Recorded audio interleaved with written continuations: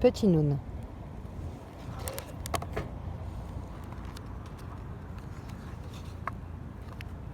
C'était au temps lointain et heureux des hippopotames bleus. Partout en ce temps-là, du fond des marécages qui bordaient les cités, leurs gros dos ronds marquaient l'horizon.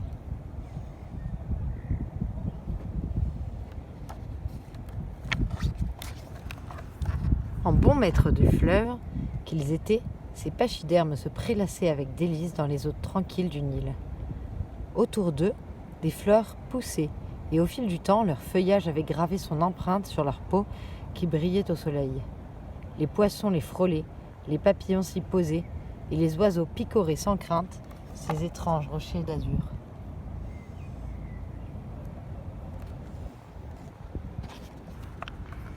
Un jour, le plus jeune d'entre eux, qu'on nommait Petit Noun, devint l'ami d'Antef, un grand vieillard aux cheveux blancs. Chaque soir, côte à côte, ils admiraient le soleil couchant. « Le soleil meurt chaque jour pour renaître chaque matin, disait le vieil homme. Moi aussi bientôt je me coucherai comme lui. Commencera alors pour moi un bien long voyage. » Quand Antef partit pour ce royaume inconnu et qu'on le coucha dessous la terre, le petit hippopotame s'allongea près de lui et tomba dans un profond sommeil. Le temps passa, des jours, des mois, des siècles. L'oubli semblait les avoir ensevelis pour de bon, lorsqu'un beau matin, dans les premières lueurs du jour, des pelles se mirent à creuser la terre. Puis des mains commencèrent à la fouiller doucement. Elles en sortirent un à un une foule d'objets. Réveillé en sursaut, Petit Noun fila se cacher sous une pierre. C'est là seulement qu'il remarqua sa taille. Au lieu d'avoir grandi, il était devenu au fil des ans petit, tout petit. À la première occasion, Petit Noun se glissa à l'air libre. Dehors, plus rien ne ressemblait au pays d'autrefois. La cité s'était comme volatilisée, et dans le fleuve, les monts bleus avaient disparu. Où étaient ses frères, ses amis, ses parents ? Plus une fleur ne poussait alentour, plus un oiseau ne volait dans le ciel.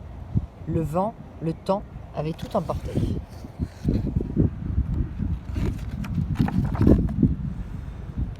« Il faut que je retrouve les miens, se dit Petit Noun.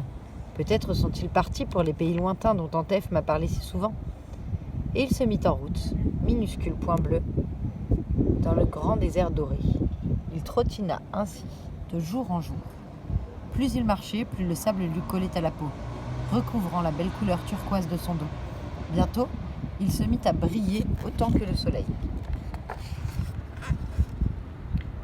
Peu à peu, sous ses pattes, une terre argileuse finit par remplacer le sable chaud du désert.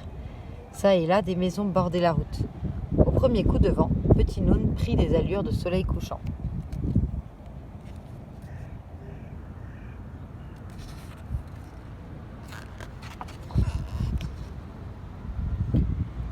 Au loin, une forêt apparut. Petit Noun la traversa de bout en bout, se roula dans les feuilles dont il se régala. Il en ressortit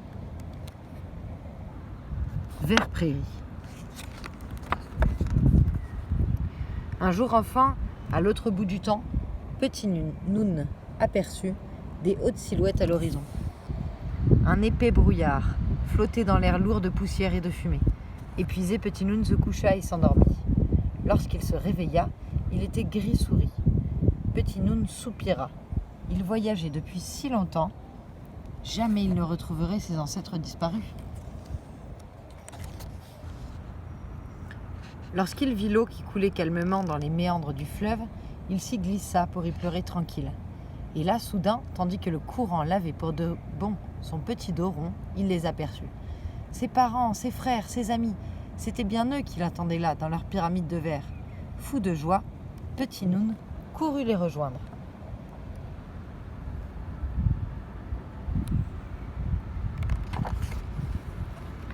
Depuis, il dort près d'eux dans la longue nuit du temps, tandis qu'un peu partout sur terre, tous les hippopotames se baignent, inlassablement, dans l'espoir de retrouver un jour leur dos turquoise d'antan.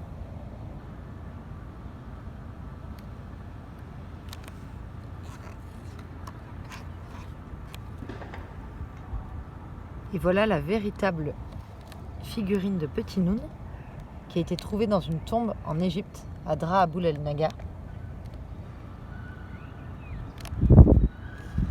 et que tu pouvais voir au musée du Louvre. Maintenant, elle est au Met à New York.